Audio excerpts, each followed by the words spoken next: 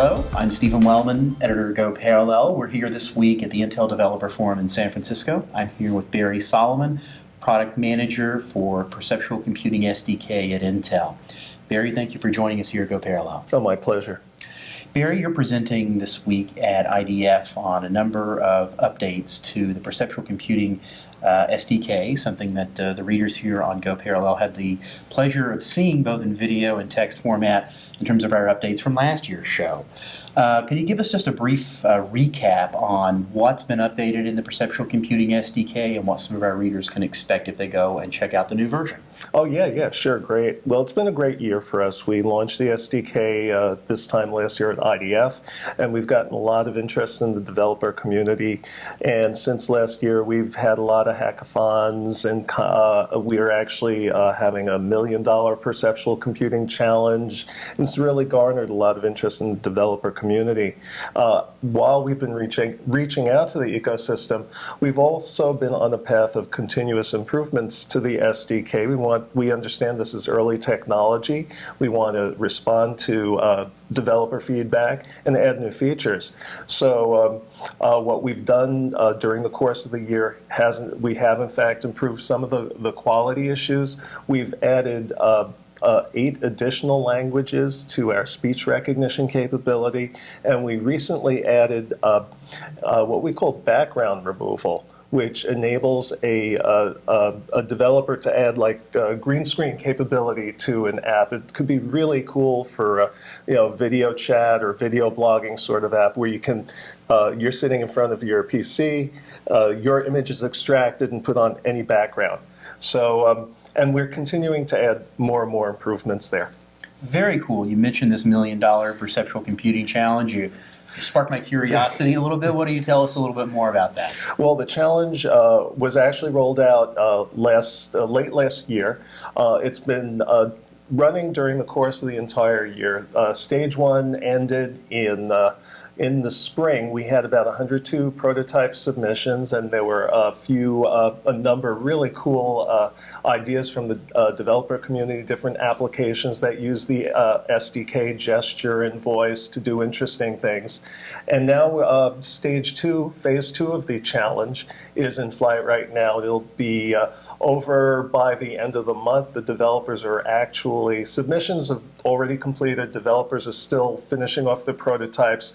We have over 250 prototypes that have been submitted already based upon about 1,700 ideas. So we're really pleased with the level of engagement from developers. They're really coming up with amazing ideas, things, of course, we'd never dreamed of, usages for the SDK, and we're very excited about that. And we hope that many of these prototypes will actually develop into full-blown apps that consumers will be able to get their hands on. Great. In fact, I think we have a little bit of a montage here that we can show from some of the winners from stage 1 of the contest. Right. All right. Well, let's take a look at that real quick, and then we'll come back and talk some more.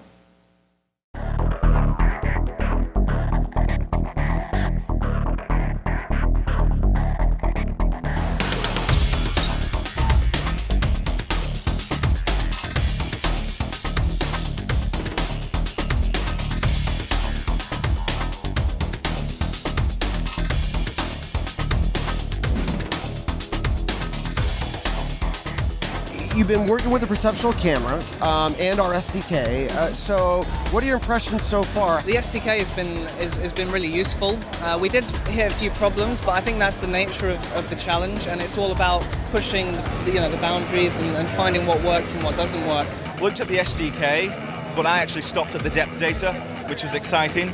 So I did a lot of things with that, just playing around with using the depth data to do my own sort of thing. The experience for us has been great.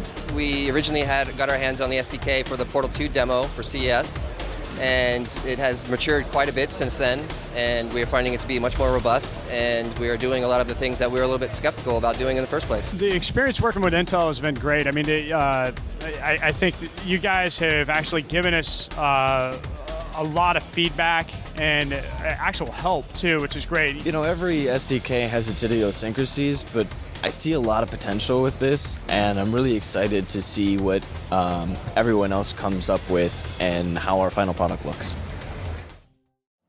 And Barry, I believe there's also an update for the Perceptual Computing camera. Is this a new product or solution? Right. Well, the camera that works with the Perceptual Computing SDK, it has been available from Creative Labs as a developer kit since the beginning of the year.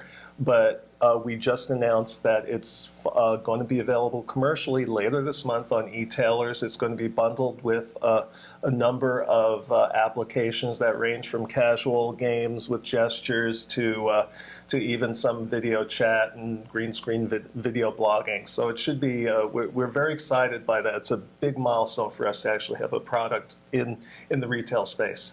Oh, great. We're looking forward to seeing it. Hopefully you'll come back and show the camera off for us. Oh, when you get a yeah, chance. sure. Barry, I believe there's also, as you had mentioned earlier, a plan to integrate this new depth camera into Ultrabooks and some other devices that are going to be coming out. Could you give us a little more detail on that? Yeah, sure. Yeah, we've been working extremely hard to miniaturize the depth camera and get it to the right form factor so it could fit into the lid of an Ultrabook or 2-in-1. And in fact, we're going to see it in devices second half next year. It's going to have higher resolution, high responsiveness, and we're very, very excited about the opportunity to really proliferate the depth camera widely. Wow, so some of that promise of virtual reality from 20 years ago finally making it to prime time. We hope so. And then I guess finally, last year we spoke a little bit about the SDK. This year we're getting some updates on the feature functions and some mentions. You mentioned earlier some practical applications and gaming and some other verticals. What are some different industries and segments that some of the developers who are on Go Parallel might think about in terms of using perceptual computing? You know, perceptual computing, honestly, there are applications everywhere for perceptual computing. For instance, at the show, one of the groups in Intel is showing off next generation retail shopping. So I think digital signage providing new levels of engagement for customers is really, really cool. Another area I've been hearing about is medical centers, health and medical, where sometimes the folks are running around with their hands full, or doctors are occupied and they need to either speak or gesture at their devices. So there are many ideas are bubbling up all the time. That's great. And where could anyone in the audience on Go Parallel go and find the Perceptual Computing SDK? Oh, www.intel.com/software/perceptual. You can download the full SDK for free, full set of documentation, samples, tutorials, and you can order the camera from there as well. Great. Here with Barry Solomon from Intel. Thank you for joining us on Go Parallel, and we'll talk to you soon.